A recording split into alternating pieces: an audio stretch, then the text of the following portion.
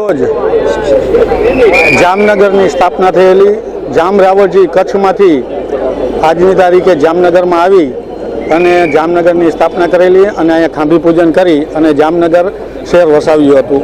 આજે જામનગરના 485માં વર્ષગાંઠ નિમિત્તે એનો જન્મદિવસ છે। આજે જામનગરનો સ્થાપના દિવસ છે।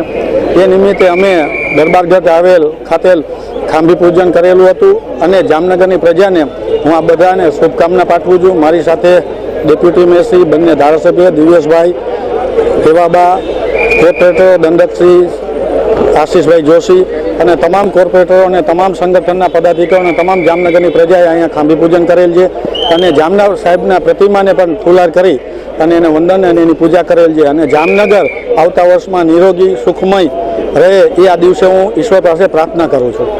485મી જામનગરના સ્થાપના દિવસની સૌ નગરજનોને ખૂબ ખૂબ શુભકામનાઓ પાઠવું છું। જામ રાવળજીએ મા આશાપુરા અને મા મોમાઈની કૃપાથી આ શહેર વિકસાવ્યું હતું અને અત્યારના હાલના આપણા મહારાજા શત્રુશૈલ્યજીજી બાપુની કૃપાથી આ સિટી છે એ ડેવલપમેન્ટલ એના શૌર્ય, એના ઇતિહાસ, એના વારસાને સંજોવીને આગળ વધી રહ્યું છે। ત્યારે રાજપૂતી અને સમગ્ર જામનગર હાલારના ક્ષત્રિય સમાજની જુદી જુદી પાંખો દ્વારા આજરોજ જામનગરમાં ખાંભી પૂજન કરી વડવાઓને શ્રદ્ધાંજલિ અને ક્યાંક ને ક્યાંક એવા તમામ પરિવારને શ્રદ્ધાંજલિ આજરોજ પાઠવવામાં આવી છે કે જેમણે આ સિટીના વારસા, ઇતિહાસ, શૌર્ય અને બલિદાનને જાળવવામાં એમણે પોતાની પ્રાણોની આહુતિઓ આપી છે। તો એક રાજપૂતી પરંપરાને આજે જાળવી રાખી સમગ્ર ક્ષત્રિય સમાજ દ્વારા ખાંભી પૂજન કરી અને આજના દિવસની ઉજવણી કરવામાં આવેલી હતી।